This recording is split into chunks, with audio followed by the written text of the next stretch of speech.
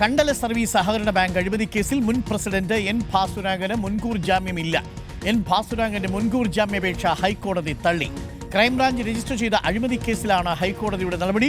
TV. Prasad, നമ്മൾ പുറത്തു കൊണ്ടുവന്ന വാർത്തയാണ്. ഭാസുരാഗൻ നടത്തിയ കണ്ടലയിലെ ക്രമരഹിതമായ എത്രയോ ഇടപാടുകൾ നമ്മൾ പുറത്തു കൊണ്ടുവന്നു. ഇപ്പോൾ ഹൈക്കോടതി കൂടി പ്രാഥമികമായി അത് ശരിവെച്ചുകൊണ്ട് തന്നെയല്ലേ മുൻകൂർ ജാമ്യം തള്ളിയിരിക്കുന്നത്. ടി.വി. പ്രസാദ്.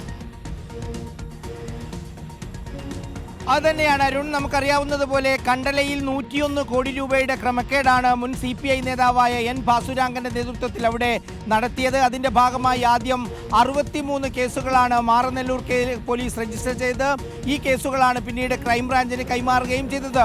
ഇങ്ങനെ ക്രൈംബ്രാഞ്ച് കേസ് രജിസ്റ്റർ ചെയ്തതിന് പിന്നാലെ അതിൻ്റെ ഓരോ കേസുകളിലായി നേരത്തെ തന്നെ ഈ ഭാസുരാഗൻ കോടതികളെ സമീപിക്കുന്നുണ്ടായിരുന്നു. നേരത്തെ 2023 ഡിസംബർ സമയത്ത്, അതായത് 2023 നവംബറിലാണ് ED ഭാസുരാഗനെ അറസ്റ്റ് ചെയ്ത് ജയിലിലടച്ചത്. ആ സമയത്തും ക്രൈംബ്രാഞ്ച് കേസിൻ്റെ മുൻകൂർ ജാമ്യാപേക്ഷയുമായി ഈ പറയുന്ന ഭാസുരാഗൻ പോകുന്നുണ്ടായിരുന്നു എന്നുള്ളതാണ്. ഇപ്പോഴും അതിൻ്റെ മുൻകൂർ ജാമ്യാപേക്ഷയ്ക്ക് വേണ്ടി ശ്രമിക്കുന്നു എന്നുള്ളതാണ് ഇതിലെ ഏറ്റവും പ്രധാനപ്പെട്ട കാര്യം.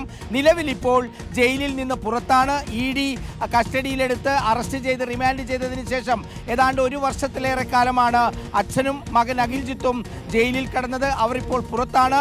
ഇപ്പോഴും പൊതുപ്രവർത്തന രംഗത്തേക്ക് സജീവമായി വരാനുള്ള നീക്കമാണ് കണ്ടലയിൽ ഭാസുരാഗൻ നടത്തുന്നത് എന്നുള്ളതാണ്. അതിന്റെ ഭാഗമായി നേരത്തെ കാട്ടാക്കട MLA IB സതീഷിനെതിരെ വാർത്താ സമ്മേളനമെല്ലാം വിളിക്കുന്ന ഒരു സ്ഥിതിയുണ്ടായി. എന്തായാലും നിലവിൽ ED കേസിന് പിന്നാലെ ക്രൈംബ്രാഞ്ച് അന്വേഷണം കൂടി കടുപ്പിച്ചതോടെയാണ് മുൻകൂർ ജാമ്യാപേക്ഷയുമായി ഹൈക്കോടതിയെ സമീപിച്ചിരിക്കുന്നത് Bhasurangan. Arun, thank you. TV. പ്രസാദാണ് വിവരങ്ങൾ നൽകിയത്.